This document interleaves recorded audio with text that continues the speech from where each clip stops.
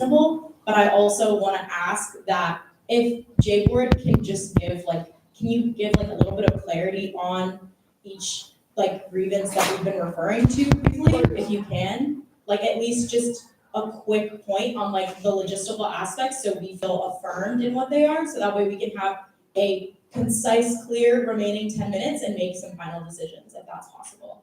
So I would like to make a motion to extend debate for 10 more minutes with those aspects. Do I have a second? I'd like to make a motion to amend your motion. Okay. To say that it could be 10 minutes, but can be extended should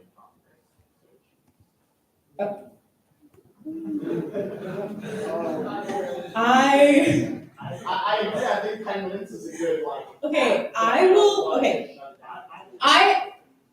I'll accept your amendment because we all still have the right to close debate, right? So I'll accept Saul's amendment. So the motion is to amend the debate for 10 more minutes.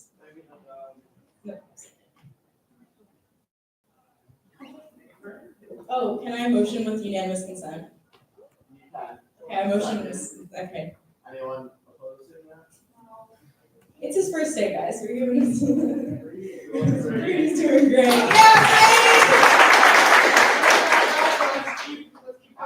Okay, so debate is 8:21. Okay. No, that's not in the public comment. I'm gonna leave that for next time. Wait, Brady, you direct me to the next person now. Oh wait, can we have JBoard go first and make those clarifying points? I'm so sorry. Just, you're not allowed to say anything. Because the grievance is pending, I can't say anything. The plaintiffs, that being Mackenzie and Nick, they can say whatever they want, but because we still have yet to decide, it's confidential, so I unfortunately can't share. I'm sorry. It's okay.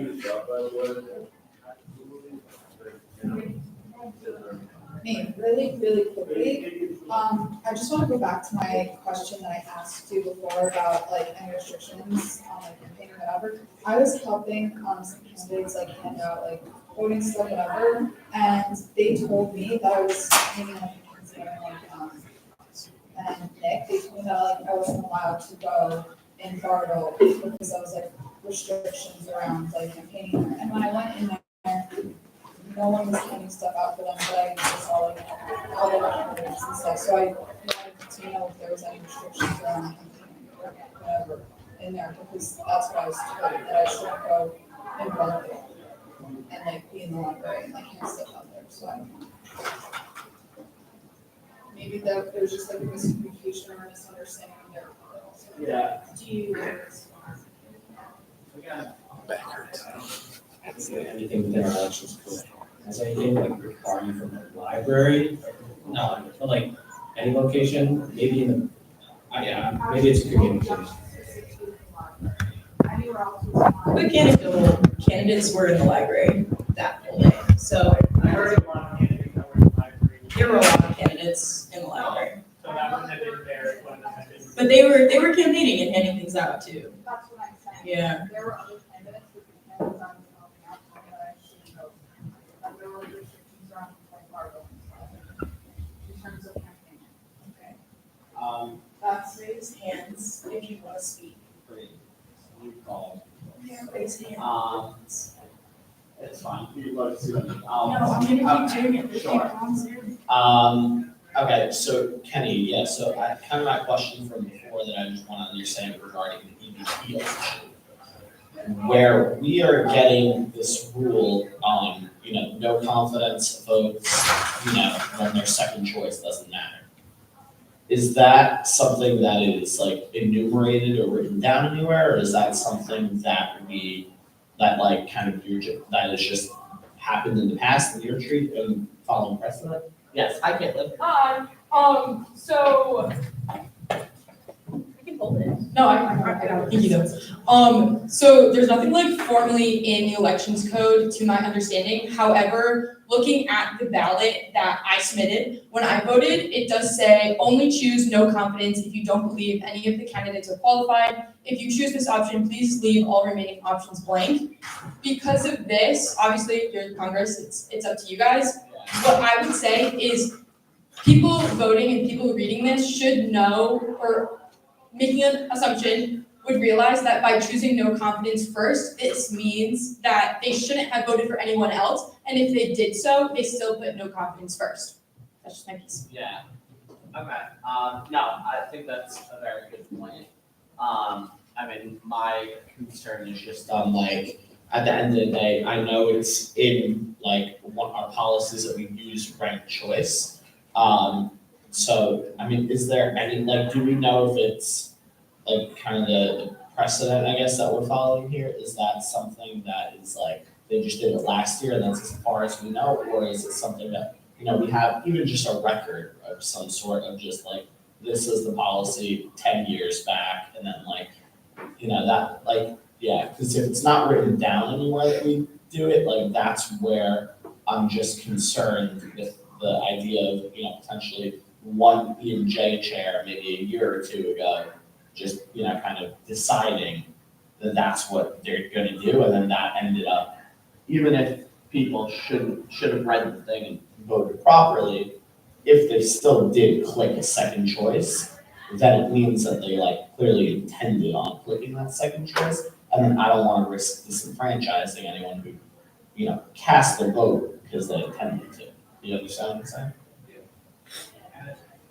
I will say like, I carry the same idea that was, I carry the same kind of logic from last year's election, but also looking at like, let's say the 2022 to 2023 election, there was a similar instance where, again, the options were ranked as well, but there were also the two candidates, and how they were able to tabulate the vote is they just considered, again, what was the first priority, and that was the thing that was tabulated, most likely so. Does that change if it's like three candidates? Yeah, if it's three, then we consider the three candidates and go through that ranked program. So if there are three candidates for a position, someone does no confidence in number one, and then, you know, candidate A at number two spot, the candidate A can get that vote. I can't guarantee that with three candidates, because at the end of the day, if it's three candidates, then the votes will be distributed by them. If that makes sense. Yeah, because that makes a difference to me. Yeah. Because I'm wondering why we would have two different procedures. You know, okay, yeah, I'll let someone else talk. I have. Sorry, I just wanted to make a point of clarification from the J board ruling in regards to like irony being added to the ballot. It did say that very clearly that there will not be a special election, and it says verbatim on the document, whoever wins the 327 election is the BU council rep. And they did specify next steps as far as like E&J clarifying the language, ensuring that this kind of confusion doesn't happen in the future. But I just wanted to specify that language from the official ruling in regards to the BU council rep election. Yeah, and I mean, again, I'll give you the same response I told you. It was just that is related to, meaning related because of the grievance. Wait, Saul, can we move to other folks? That was just a. What a privilege, you are not the speaker. The speaker can decide, you cannot, you're not the speaker, you're not the parliamentarian, you are not controlling the flow of this conversation. Can you please sit down? You're not the speaker or the parliamentarian.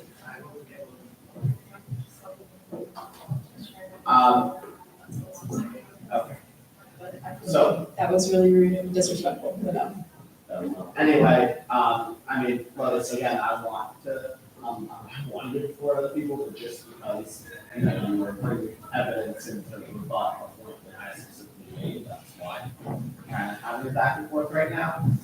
It's just, again, it's Jay Morgan saying there's no special election related to the contents of this grievance.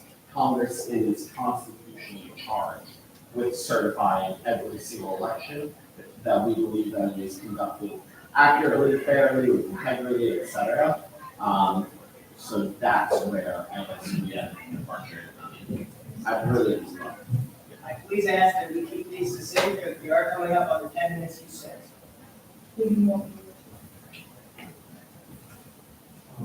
Quick question, Kenny. I'm just like wondering, like, do you know if does the if the no confidence votes are counted in like the way Nick wants them to, does that change the election results at all? I don't think we know. Yeah.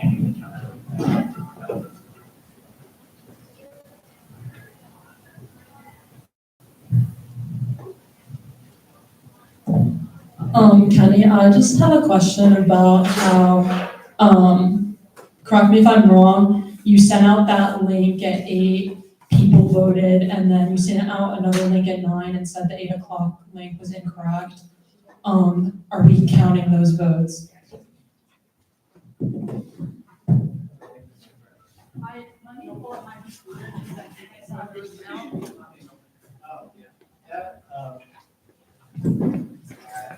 In the meantime, motion to extend debate.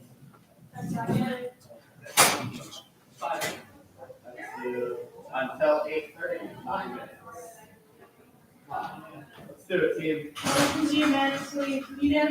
Unanimously approved. Okay, so Kenny, at 8 a.m. 5 days ago, you said, hello, Congress reps, this is your community chair encouraging you all to advertise the election to community councils and fellow students. This form is open from 8 a.m. to 9 a.m. I went in and voted, there was no ranked post voting. An hour later, at 9:06 a.m., you emailed everyone, and you haven't done so already, please recast your vote for the upcoming SI election. It seems as though a small technical issue was made when Dean Gates' decision was fixed. So I'm just asking if the votes from 8 a.m. to 9:06 a.m. are being counted.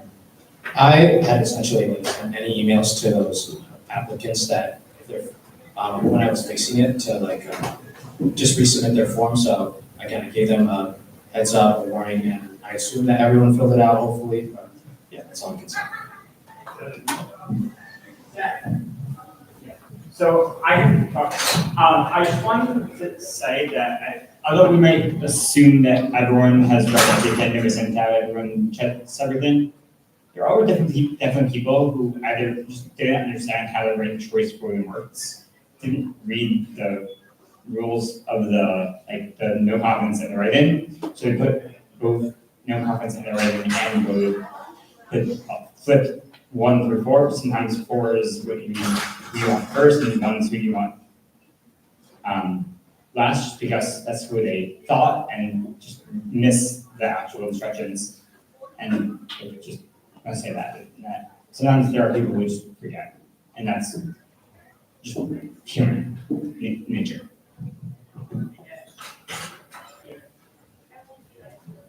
Regarding the mistakes of choosing which for 1, 2, 3, and 4, the instructions are there clearly. We have to do it this way. In the future, we can make it more, but for this election season, it's a lot long. If you put 4 instead of 1, there's nothing we can do. I have a question for Kenny regarding EVP. Are we going to have to do a whole other election if we have to retabulate, or are you just going to retabulate and it's going to be different results? All right. Yeah.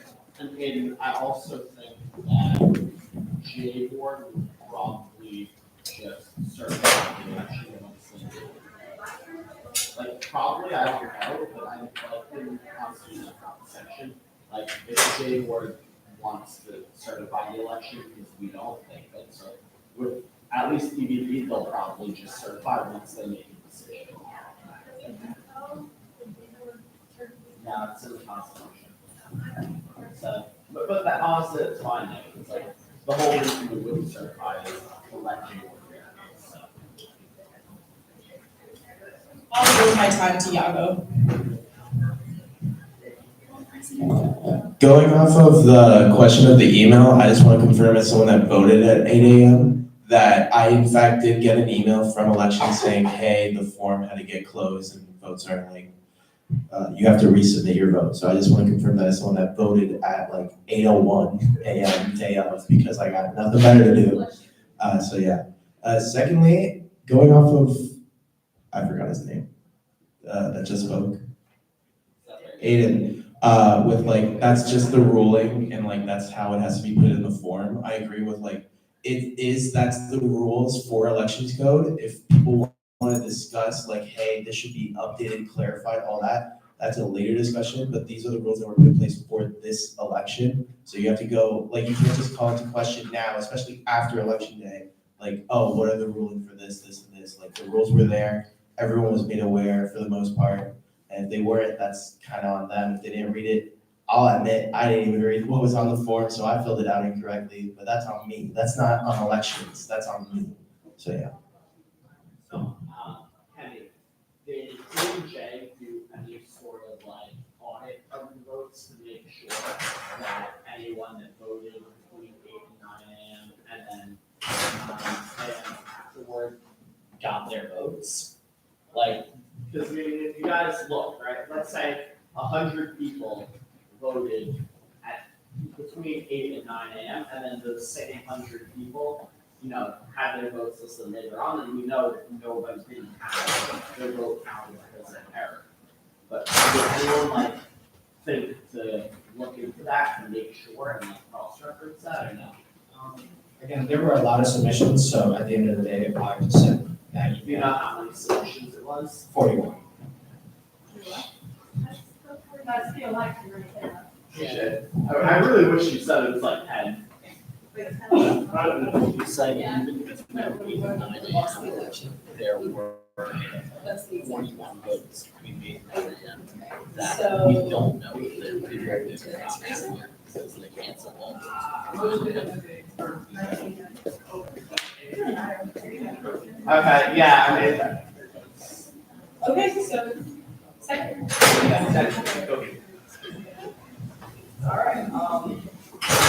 Alright, let's motion to move into voting on the certification result for the presidential race. Second adopt. Okay. Okay. All right, so I'm gonna be doing this in the format that I followed last year, just to keep things, everything that's what I'm supposed to do. I'm so sorry, give me 1 second. Okay. So. All right, so we had the motion for the voting, so I suppose we're just gonna start, with, the SA president, Mackenzie Scranston. I have to count your votes by hand, so it's gonna take a while, but, can I get a motion to vote for the certification of the SA presidential results? Yeah, I made the motion. Motion, so, oh, well, I have to go through and certify. Sure. Yeah, sorry, I'm so sorry. Motion, yeah, no problem at all. Motion solved. Second not, okay, all those in favor?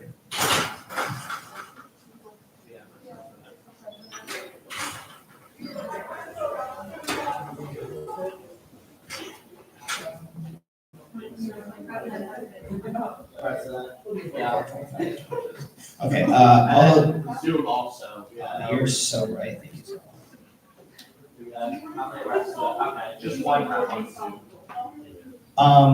No, I think this is easier, I have the number. Has 8 times anything? Yeah.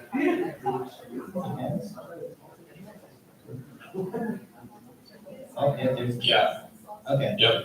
All right, okay, so, all those opposed? Those abstaining? One. Okay, so this passes, 28-0-1.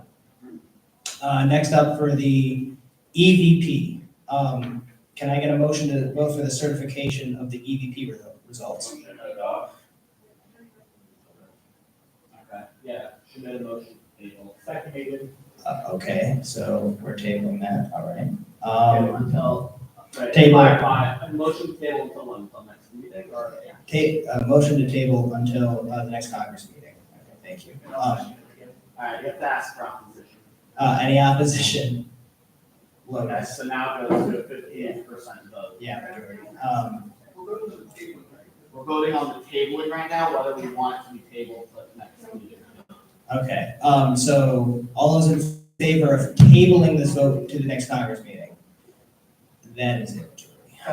We're making a ruling like during this time. It's 3 weeks. Yeah, I mean, theoretically, Jay, we're also, just because we're not certifying in the Constitution, Jay would choose. 22. Any opposed? All abstaining? Okay, so I got 25-0. Eight, 20. Thank you so much, guys. Yeah, okay, so 26-0. Thank you. All right. Moving on to VPF. Can I get a motion? Okay. Okay, all those in favor?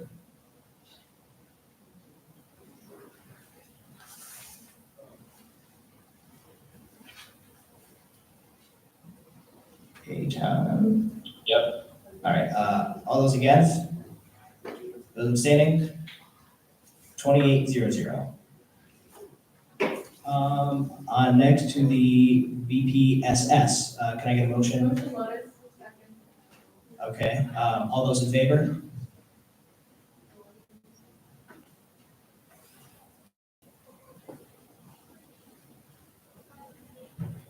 Anytime?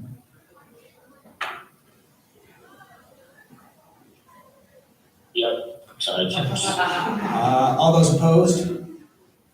All those abstaining? Okay, this passes 28-0. Next up, we have the VPMA. Okay, all those in favor?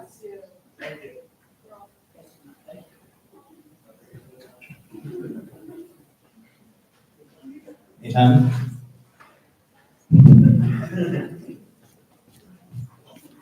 Yep. All those opposed? All those abstaining? 28-0. Next up, VPP. Okay. Can I get all those in favor?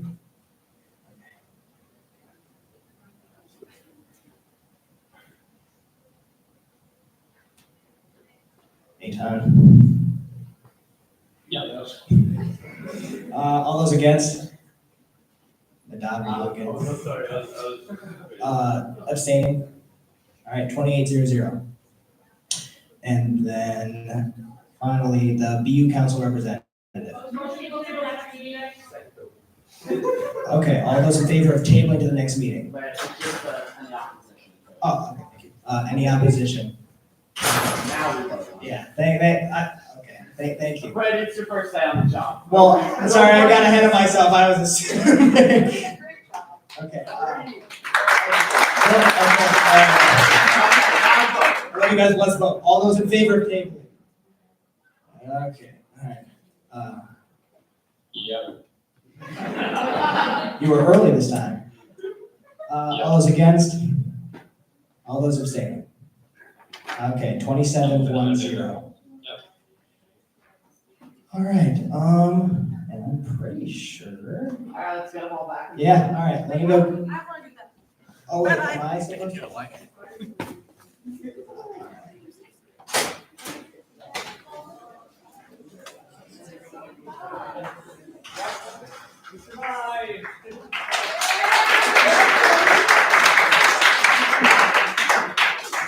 You know, guys, it's a long debate, but at least there was no screaming at each other. That's a win.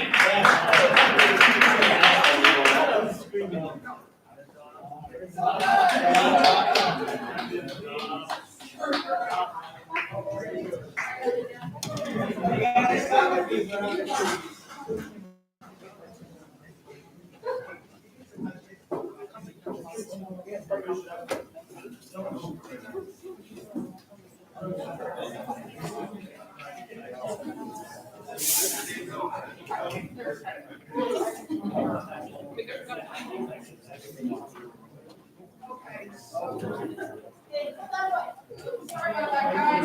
Okay. It's back on me. Thank you so much, Brady, for stepping in there.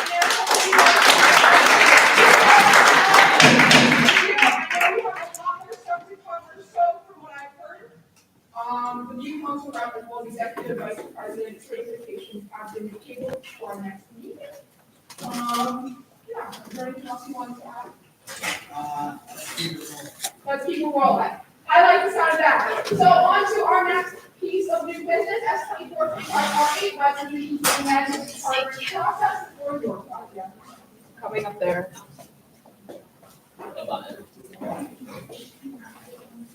Okay. Hi, everybody.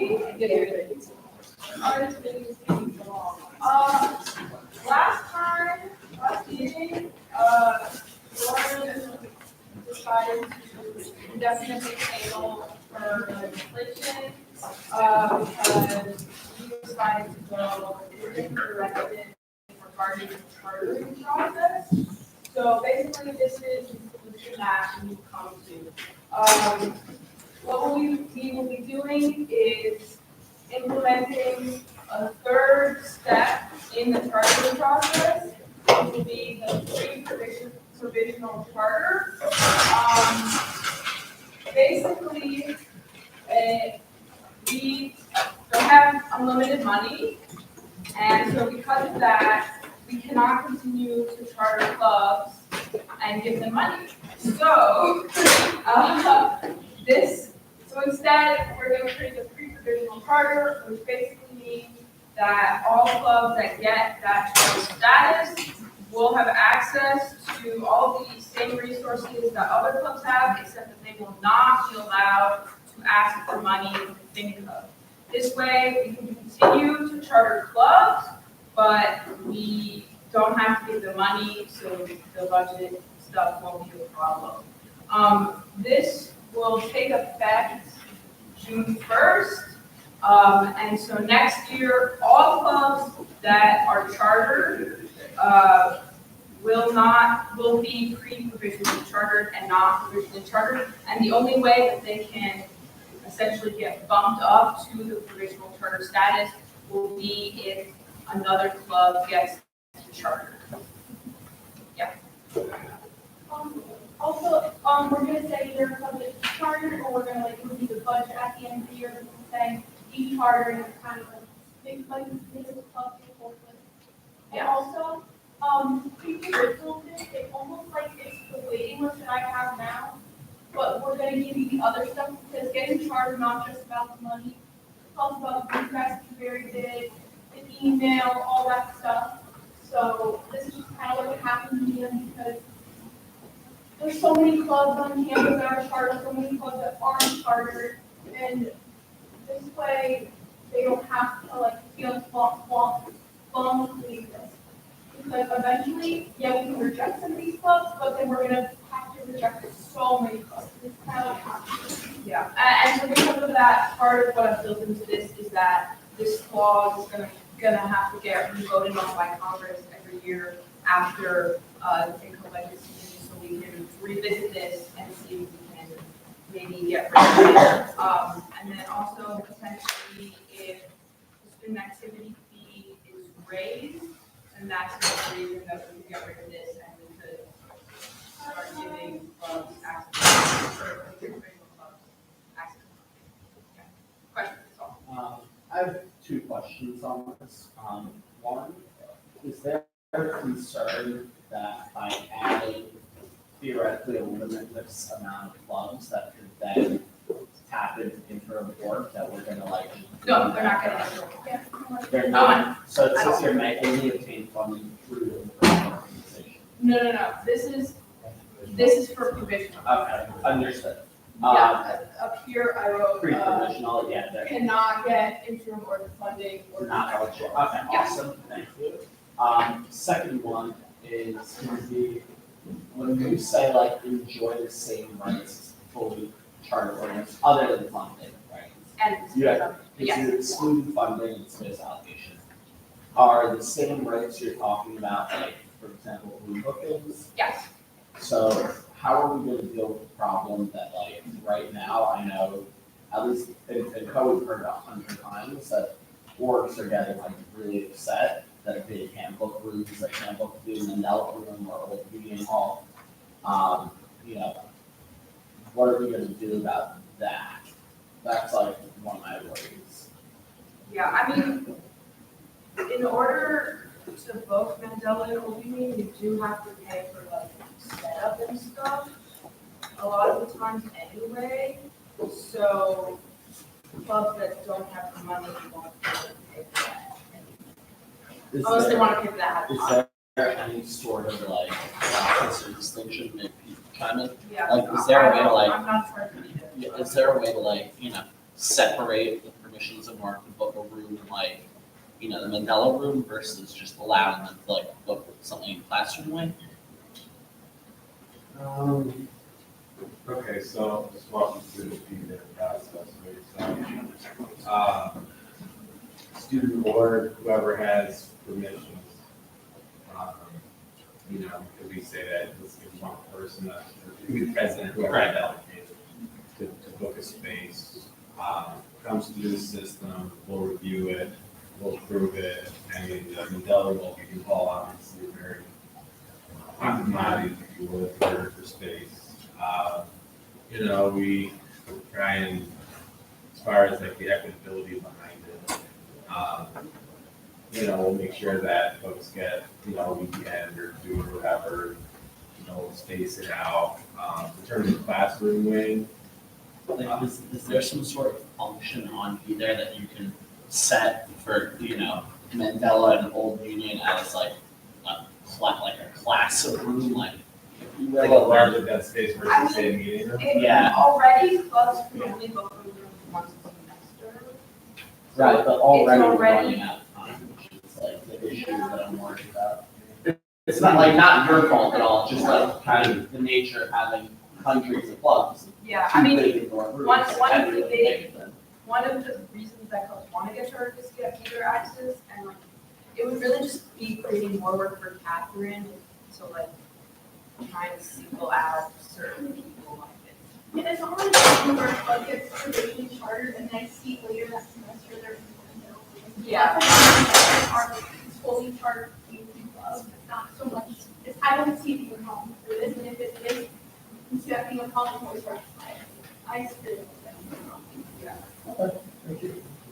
I was just wondering, so for like provisional charters, they're saying that they will only get a provisional charter status once, a provisional charter of group is completed or for What? charter institution. Yeah. Once a club is chartered, which could be a provisional, which could be a full charter. Also, just to add on to that, like Batya said, like this could be reviewed, like moving forward, like if like the student activity fee is like voted on and increased next year, then Congress next year can always look and either get rid of this, maybe like change the requirements a little bit. So I don't think it's like a stagnant resolution, like I think it will be able to move and kind of fluctuate with how the budgetary stuff is like looking when it comes to the SA and like supporting our student groups. Yeah. Which is also why I voted that this section is gonna have to get revoted on. Good. Yeah. So I guess this is for both Batya and Caitlin. I know one time in FinCo, I think, Nick, you told us like how even if an org is defunct, like their money kind of stays allocated to them for like a few years before it goes back into like the big pool of money that we. I wouldn't say like a year. Something that Batya and I, as well as Ornella, our financial director, have worked on this year is just making sure that we're kind of like cleaning up what it looks like clubs that got chartered, maybe clubs that got combined, like really fixing up to make sure that like all of our money, like I know where it is and that it's actually going to real orgs that are active. So I'm sure Ornella next year, we'll be able to work with the EVP and with Ornella just to make sure that like we're keeping up to that, so it's not just like sat in an account that's not being used. Right. So, and then for Batya, the component for you is, right now, what's the current timeline from an org, kind of not really doing anything to getting chartered? Well, I have been meeting with a bunch of clubs this semester that on my end look to be inactive. When I say inactive, I mean like haven't had any events in the past semester. There's no money moving around in their accounts, stuff like that. And I'm hoping to have a meeting with me. And then those that I felt showed that like there's still an interest in the club, I've been like, okay, you have until the end of the semester to kind of like shape up, and then I'm gonna email you again and see how you're doing. Okay, and That's then, fine. so let's say in order, like, you don't have that good impression, like, is it that you just kind of like, your office would like unilaterally say, okay, you lost the charter, moving on, or is it like there's a certain pool of office? Yeah, so they get 20 semester class days, so like an appeal, and then they get the charter. So like I send an email, and then they have 20 semester class days, which they can appeal that decision, come to the meeting. And then if they don't do that, then they get the charter. Okay, thank you. I just have a question for the Pinko side of things. So, I know that like, we've had lists of like, fully charged work and provisionally charged work in class two, because during budget season, like, I could provisionally charged work come in.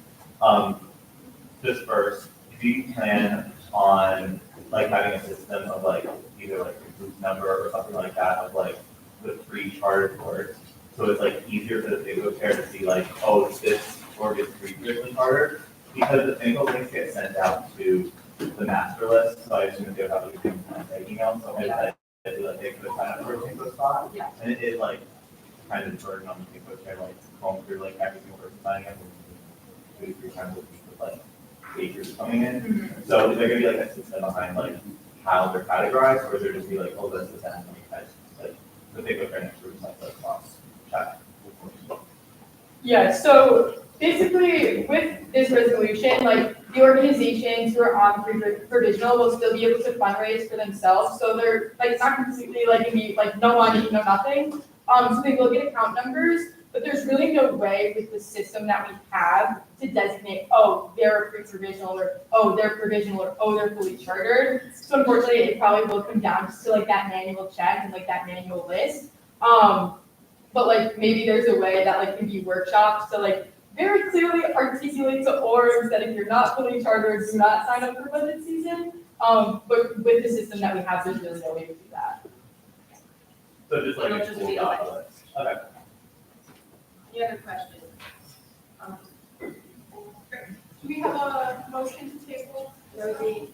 Motion Josie, second no, John, sorry. Here we go. And guys, on to our next line item, as 2425R9, resolution to expand access to feminine hygiene products on campus. Floor is yours, please. Hey guys, so first, can everyone hear me? Yeah. Alright, I've been very excited to introduce this piece of legislation. It's the legislation to expand access to feminine hygiene products on campus. So basically, I think that one of the best things our school offers in the dorms is access to free birth control products, things like free condoms for anyone who needs something like that and they don't have it when necessary. I think that more important would be to have feminine hygiene products for free in the dorms as well. And I'm not saying that it's not anywhere or it's never happened in some systems, but I think equally as accessible as things like free condoms are in our dorms, tampons and pads should be as well. Because while you can always abstain from, sex, you cannot abstain from having your children. And I know that working on this legislation, I talked to plenty of friends that have obviously dealt with this more intimately. And really knows what it's like to, not have one kind of intermediate, need to rely on your peers in classes, need to rely on sometimes even strangers, classmates who don't know. And personally, that sounds very nerve-wracking. I would never want to go through that myself. I would never want someone else having to go through that kind of discomfort. For dealing with it, or something like that. So what this legislation does is that this seeks to establish organization efforts through fundraising, so we could pay more, so our school can pay for access to free tampons, free pads in the community dorms, so we do not have to, again, be alone without menstrual products and kinds of these. So what we've come up with right now in order to afford things like that is obviously through fundraising. Through tabling efforts, so week-long sponsored by SA Promotional Week. We're going to post so much on Instagram, flyers in the unions, and make it like a real fun campaign like, the ones we just had, we put it into a cause like this. And with the tabling, it comes from activities like pie a rep in the face for $5, or crack an egg on Igor's head, going in for $3. So, sorry about that. Does anyone have any questions, comments, concerns? Can we consider expanding this to like all bathrooms on campus? From my understanding is that these are more accessible in bathrooms, and again, correct me if I'm wrong, because I don't know. You're wrong. You're wrong. I haven't heard of that, because. I'm not next. Yeah, that would be nice. One more thing. Nina and I were actually writing legislation about this in terms of extending access on two bathrooms on campus, so maybe we can. If we could work together on that, I would love that. I would think that would be good. I would love to. We'll figure that out in the next, 3 weeks before our next meeting. You can throw me out as a sponsor for this. Okay, if anyone else wants to be a sponsor, I also have please another email me. Wait, yeah, I also had a question. Yeah. Well, not really a question, was I digging through like a lot of our old stuff last night. I can't remember exactly what year it was or what the issue was, but there was like a very cool thing that just caught my eye because we spoke about this in the past where the essay did something like related to feminine hygiene products and it was like apparently very successful, but it did some kind of distribution or something. It was like years ago, so you have to be really digging for it. But it might be worth actually just like taking 10 minutes to try and find it, and see if that's something that we could, provide, since it was so successful last time. Okay, so it's gotta be those, Yeah. Can someone buy you mine have to, So Jody, yours are fine. Going on the keyboard, how much should it cost to buy the speaker?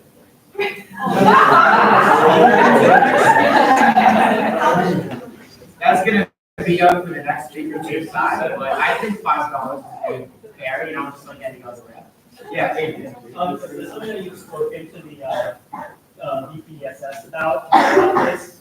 I have spoken to our next BPSS about this and working on the legislation. I'm not, I was still kind of sort of getting into that how before the question period, but how our mission was going is that obviously the organization would be responsible to engage if we vote this legislation, but we see ourselves setting up meetings with e-boards as well as with even a committee that might see themselves being able to help out in more ways than maybe some others. So I definitely see meetings with e-board members trying to figure out who really expand this the most, who really wants to put in the most for this, and it's a big priority for both e-board and committees. I would be very excited to meet them next year about this. I recommend SLA. Thank you. I recommend you all. Thank you. Ellen. Alright, so you guys, it's good, I know we expand in the bathrooms, I think the important thing to think about is not just having this in women's restrooms, maybe like neutral restrooms and, even male restrooms, like people might identify as male, but still have menstrual periods, and this is one of the really inclusive, is having a better, get all that. Yeah, me and Lila will sure work together in the next few weeks between now and the 22nd, but I think that's. All right. James, do you have anything to add? Yeah, actually. So Elizabeth gave a very good summary of, why this bill is important, but I do have one little thing to add. So in my admittedly very short time here at Student Association, probably the most common thing I've been asked by my friends who are, outside of Student Association, not really involved in essay politics, is what do you actually do in Student Association? And that's not to say that we do nothing here, because we spend, a lot of time debating and voting on really important stuff.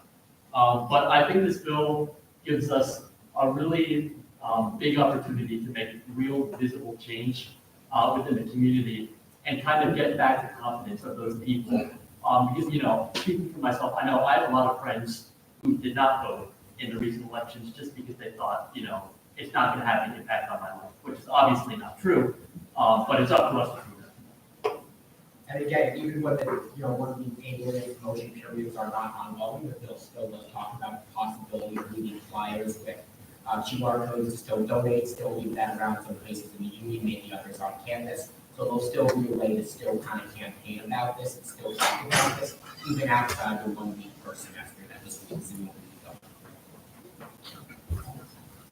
And Just for the record, like I noticed next year on second, is there a way to put feminine products become staff into this as well with having access to feminine products part of it, not just when female stuff and the rest of the outcome but accessibility in general. you said okay. Yeah, like I know there's like stuff that on campus I mean, yeah, definitely, again, like, when we're working on things next year, these are all things that we will consider. Right now, what I want to start this out with, having a very clear objective, and then as the bill talks about every semester, we can reauthorize this, maybe improve it, expand on it. What I would probably see the first semester going is just trying to start out, make sure we can get that when we have in some very populated places again, like going to potentially bathrooms, but if it's successful, and if we see ourselves really being able to expand more on this in future semesters, I think getting it as accessible as possible is really just our plan. So we're going to not have to fend for themselves anywhere, but even as we are. All right, so are we ready to wrap this up? Show on the road. Okay, we have a motion to table this discussion. Motion Lotus, second Josie, thank you. All right, thank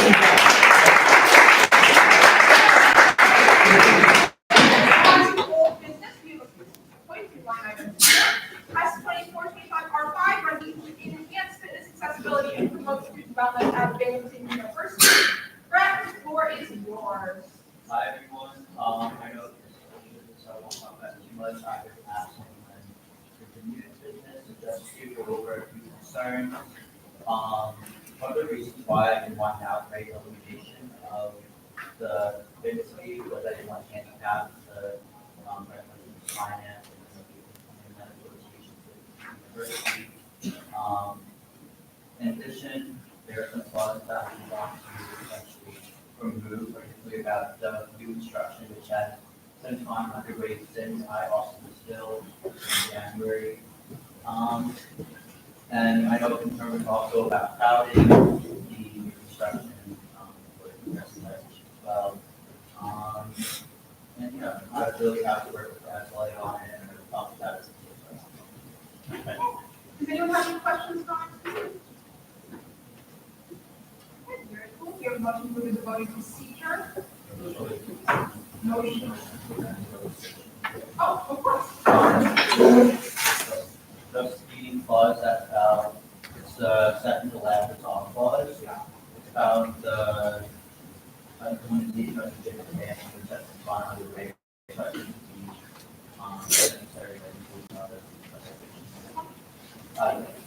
Okay, so in order to amend the legislation, we need a majority, motion to amend, Brett, we have a second to make this amendment. Second, Josie, you're beating everyone with those punches.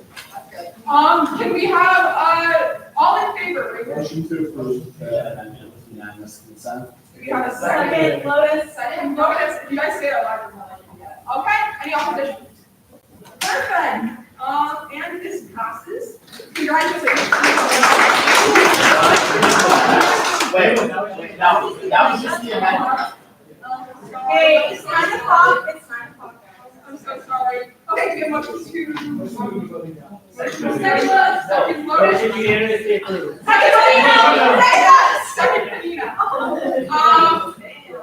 Do you have any opposition?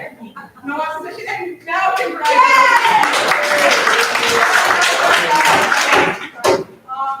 to our next line item, S 2425R6, resolution to amend the manager policy. All right, hello everyone. It's been a lot longer than I thought it would be since we took this on, but I'm hoping that all this additional time has really given everyone the opportunity to read through it and make sure this is something they wanted to do, and will allay the concerns that were expressed by some members as to the timeline of it.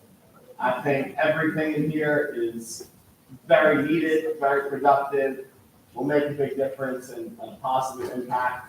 Anyone has any questions, I'd love to hear it. Otherwise, let's maybe vote on it, because I want to go home. Motion to move into voting. Second. Nina. Motion voted, second to Nina. Motion to Nancy approve that. Second Kobe, sorry, I'd really like to get that for a minute, if you get all that. Perfect. Okay, any opposition? Okay, yay, congratulations. On to our next one. Congratulations. On to our next line item, S 2425 R7, Sarah, policy and policy. It's coming.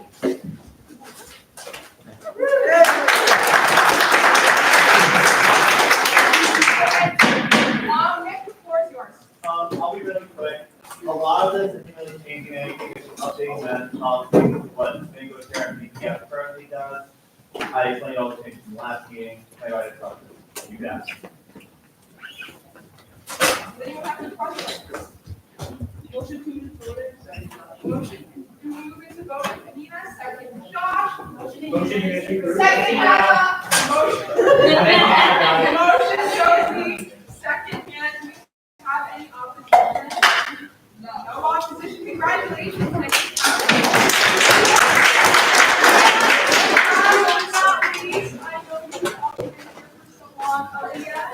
you have any final comments you'd like to make regarding the Jinx Scholarship renewal?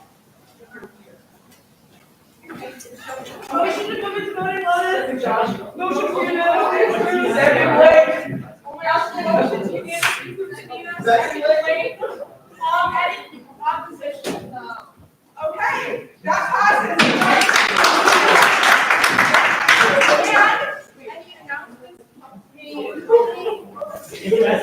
No, yes, it's free. I'm not doing the CSA one. This is actually really, I'm not gonna do the actual thing one. Wait. Guys, we're gonna do a really nice thing as Congress. Christina has let me do this. The BSU is having a hiking drive for current students that are in juvenile detention, both boys and girls. We're gonna make a donation box in the main SA office, not the Congress one, because the Congress one is always open.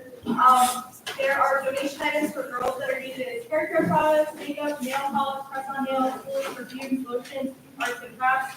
For boys, it's shampoo and conditioner, no pumps, deodorant, lotion, a number of other things, and I will put all of that on the box. But if you guys can contribute, we're gonna keep contributing to that box up until, April 20th is when they stop collecting donations. So we'll keep collecting until April 18th is the last day you can put donations in that box. So please contribute if you can. It needs to be an unopened item. But this is a really nice way to get back to the Ironton community. These kids are currently in juvenile detention. This just helps boost their morale. It makes it. And can you send me an email? Does anyone else, Yaga? Oh yeah, Yaga gets to make his first one.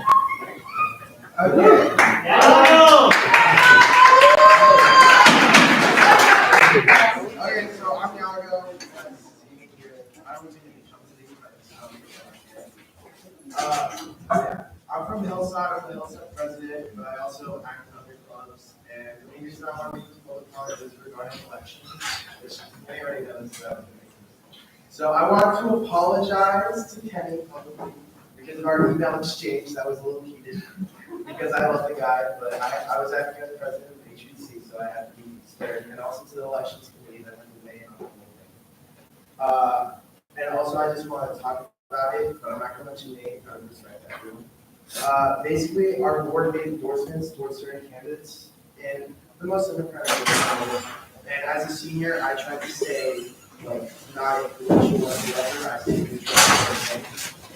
neutral and our board felt sort of attacked by a ruling that was made against our community council that was supposed to have which we do not appreciate. We found that it was like very targeted, singled us out, and I tried not to get mad, but that was very aggravating, so I just wanted to make that clear. And to the person that was involved in that, I understand where it was coming from, but I just want to make that clear that he was very targeted. So, yeah. Does anyone have any other public comment? Okay, and with that being said, we're gonna move into roll call with our new parliamentarian. All right, make this quick, everybody, I promise. Dashika, Josie, Here. Emily, Brett, Theodore, Yalchin, Blake, Here. Ray, James, Here. Maya, Adam, Michael, Aiden, Here. Braden, Here. Liza, Sanam, Rachel, Lotus, Angelina, Toby, Dylan, John, Here. Eliana, Nathan, Yes. Josh, Layla, Legal. You're good, you're good. Anab, Here. Anita, Paul, Here.